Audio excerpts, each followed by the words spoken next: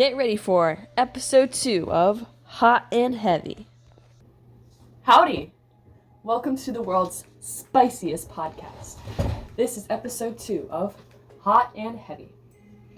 As you probably know, my name is Samantha Gibbs, and I love my hot sauces. Delicious. In today's episode, we will be discussing the author Chinua Achebe of Things Fall Apart. We will explore in detail the motivation for his book and the events that occurred throughout his life. Now, before you start getting ready to tune me out, stop. This is not a normal author discussion. Things will be getting hot and heavy as I taste these lovely babies right here. First hot sauce challenge of the podcast. Set up before me are the hot sauces that I found in my pantry. They're set up from lowest spice level to hottest. First up, we've got Frank's Red Hot Original Cayenne Pepper Sauce. Second on the spice level list, we have the fake sriracha. Boo! She's so mad. The legit sriracha is the best. It's the one with the chicken on front. Don't fall for this. My mom bought this. Third up is Korean style red chili hot sauce. Fourth, it's going to be Texas Pete hotter hot sauce. And then the spiciest hot sauce of today will be Tabasco. Believe it or not, this thing has some kick to it. Frank's Red Hot Original. I've got some spicy Doritos to go with this. Now, if you know me, I don't go light on my sauces.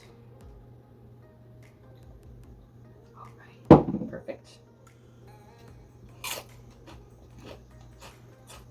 Okay. Feel a little tingle, a little sensation. Not bad though.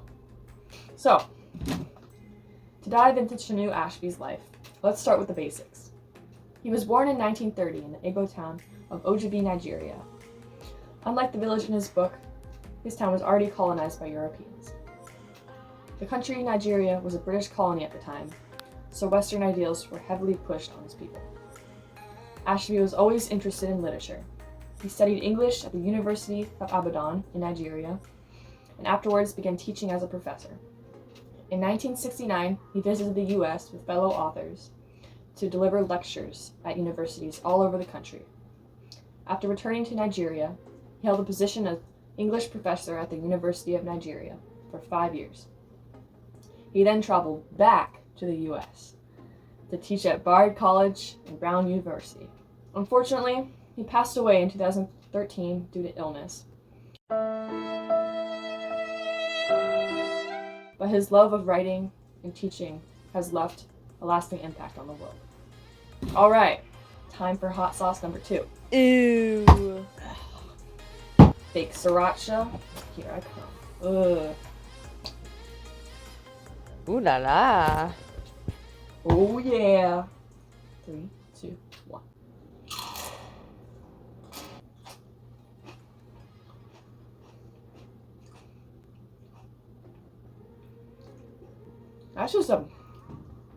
It's just a bad hot sauce in general.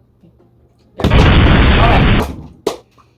Achebe was in a unique position where he was immersed in the customs of both the Europeans and his tribe. In his book, Things Fall Apart, the main character, Okonkwo, has wives who are in charge of teaching their young kids life lessons. They teach orally by describing folk stories with familiar animals and names. For example, chapter 9 of the book consists of a story about a tortoise who hears that the birds in the sky are having a feast. He convinces them to craft him wings. And like idiots. They do. And so, he joins them up in the sky for the feast. They're making their way up to the clouds, ready to have the best meal of their lives. The tortoise convinces the bird to take new names. He claims that it's a custom, and claims the name All of You. When they arrive at the feast, the tortoise asks the host who the meal is for. The host responds, "For all of you." And since that's the tortoise's name, he gets to eat most of the food. Now, the birds are furious because they are left nothing but scraps. Together, they confront the tortoise, tear off his wings, and strand him in the sky. Now, the tortoise doesn't go down easy. He intercepts Parrot and convinces him to send a message to his wife on the ground. He tells her to put out all of her soft objects on the ground so he can jump from the sky and land comfortably. Now, the parrot is an op. Mega op. She's not trustworthy because she tells the wife, put all your sharpest objects out. Just lay them on the ground.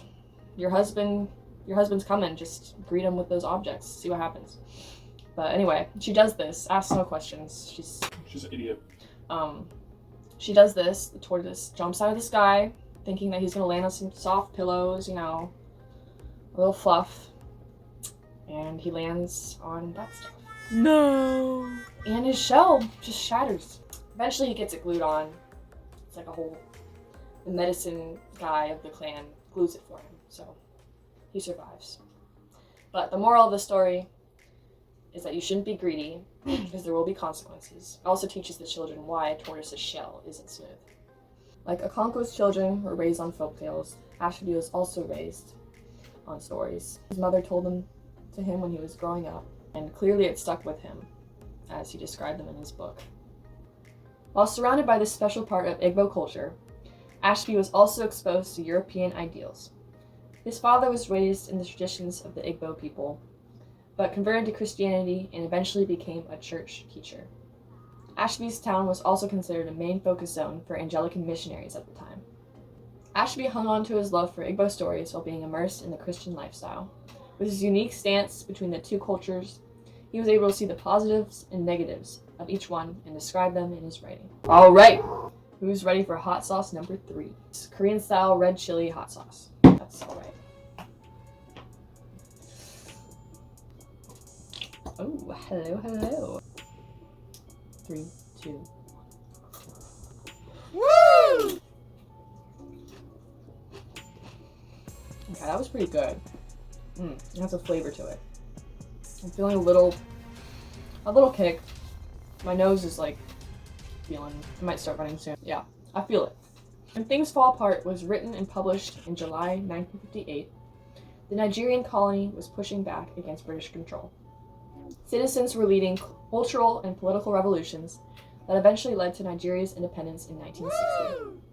Achebe supported the movement and published his book as a way to help Europeans understand the value of his country's culture. His book is considered a classic because of how unique the perspective of it was. Before Achebe's novel, most books about African societies were written by Europeans. In them, Africans were depicted as savages who lacked an organized system of leadership.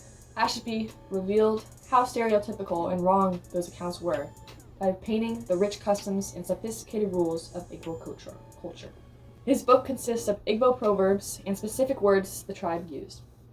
He explains their meanings through descriptive metaphors and other types of figurative language. He includes recurring themes of masculinity, religion, and unity, and also incorporates different symbols in each chapter. His excellent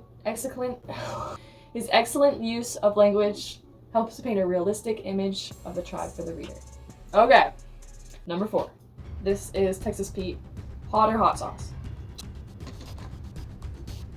My baby. Okay, here we go. Woo, woo. Okay, I feel that one. I feel that one. Oh my. Okay. You know what? I don't think that was enough.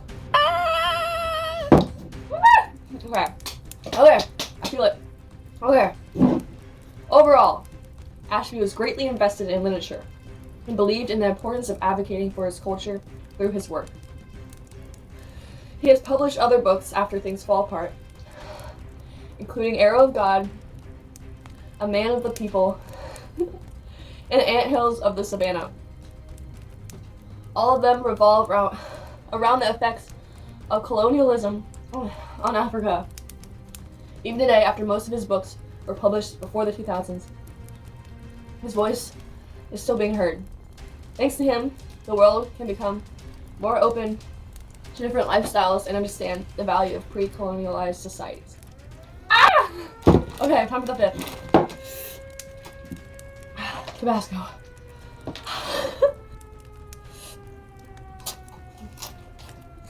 Grand finale